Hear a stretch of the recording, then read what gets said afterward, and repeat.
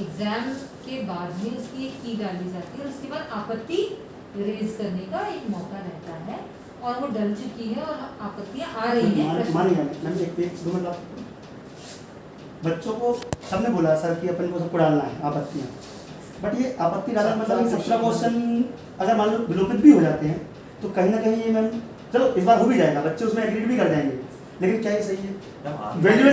आप इतने बड़े संवैधानिक पद पर बैठे हैं, 17% से डायरेक्ट मिलने के लिए आए, बाहर 100 बच्चे खड़े हैं, तो मैम ये कितना बड़ा फॉल्ट है, आप खुद सोचिए सर। और ये जो सर नर्सरी का बच्चे का भी अगर पेपर सेट होता है तो 3 बार चेक करते हैं स्कूल में, इतना बड़ा पेपर पीएससी का पेपर में फॉल्ट है। पीएससी ये और अगर आपको वैसे नॉलेज तो है, मैं पिछले 3-4 साल से जब भी परीक्षा होती है कम से कम 7-8 क्वेश्चन गलत हो जाते हैं। भाई अगर डाउट है तो पूछे मत। मैं आपकी बात समझी, आपको क्वेश्चन 17 क्वेश्चन है ना जिससे आपत्ति है, आपका ये आवेदन भी हम लोग 7 दिन के ड्यूरेशन के बाद जब हम प्रोविजनल डालते हैं उसके बाद उस पर विचार होता है जितनी आपत्ति आती है, so we will include this also. आपका ये है, इसको भी इंक्लूड कर लेंगे और इंडिविजुअल जो आएंगे, अगर आप में से कुछ लोग इंडिविजुअली उन 17 क्वेश्चन पे जाके ये आपत्ति डालते हैं this is out of syllabus, तो भी उस पर विचार किया जाएगा, जितनी आपत्तियां आती है उस पर विचार किया जाके फिर उसको वेबसाइट पे दिया जाता है। प्रश्न चिन्ह ये उठ रहा है, अब आप मेरी बात थोड़ा सा सुनिएगा कि अगर मान लो 17 क्वेश्चन इंग्लिश का है, 17 क्वेश्चन डिलीट हो जाएंगे, बच्चे ने सी सेट के हिसाब से तैयारी करी, जो फॉरेस्ट रेंजर की तैयारी कर रहे हैं, 17 क्वेश्चन अगर मान लो वो सी सेट से आते हैं तो कुछ बच्चे ने तैयारी उसी की करी है, तो 17 में से हम ये मानते 17 तो नहीं ला पाएगा, 12, 13, 14, 15 तो सही कर पाता, अब ये 17 ही डिलीट हो जाएंगे, तो अब जो कंपटीशन 83 क्वेश्चन में से होगा, अगर मान लो कल को 50 क्वेश्चन होता तो क्या आयोग 50 क्वेश्चन में से रिजल्ट देता?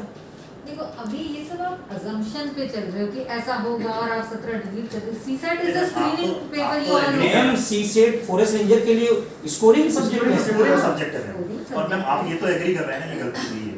नहीं ये मैं बिल्कुल एग्री नहीं कर रही, sorry, these 7 days you can raise objections, we will discuss this। ये क्या है? नहीं ये क्या है, ये आपका प्रश्न है ना, प्रश्न का जवाब 7 दिन के बाद आपको बिल्कुल मिलेगा, आप राइटिंग में देंगे, सब मिलेगा, सबका जवाब मिलेगा। तो मैम इसका हमको जवाब कब तक मिल सकता है जो हमने अभी ज्ञापन दिया मतलब 7 डेज में सात दिन में सब आपत्तियों का निराकरण करेंगे। नहीं आपत्ति अलग चीज है, आपत्ति तो ऑनलाइन अरे ये भी this is also one of the आपत्ति। आपको अरे आपको हिंदी तो आती, इंग्लिश नहीं आती आप लोगों को।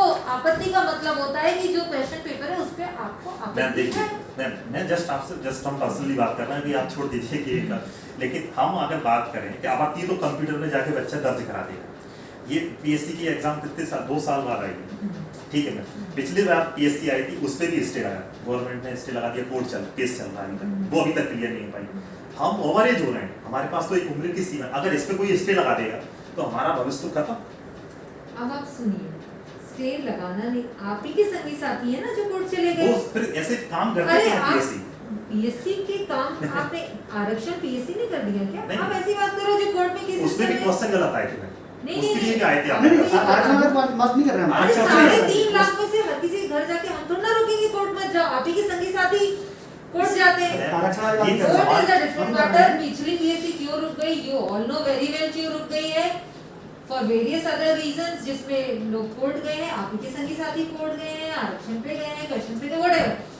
वो आपकी इमीडिएट आपत्ति ये है जिसको मैं बिल्कुल आपसे ले रही हूँ, स्वीकार कर रही हूँ, 7 दिन में इसका निराकरण आपको दोनों के साथ नहीं रिसीव में नहीं, ठीक है, चलो इसको दे दो, ये आपको बिल्कुल मिल जाएगी। This will be entertain, this इसका परीक्षण हो जाएगा, इसका निराकरण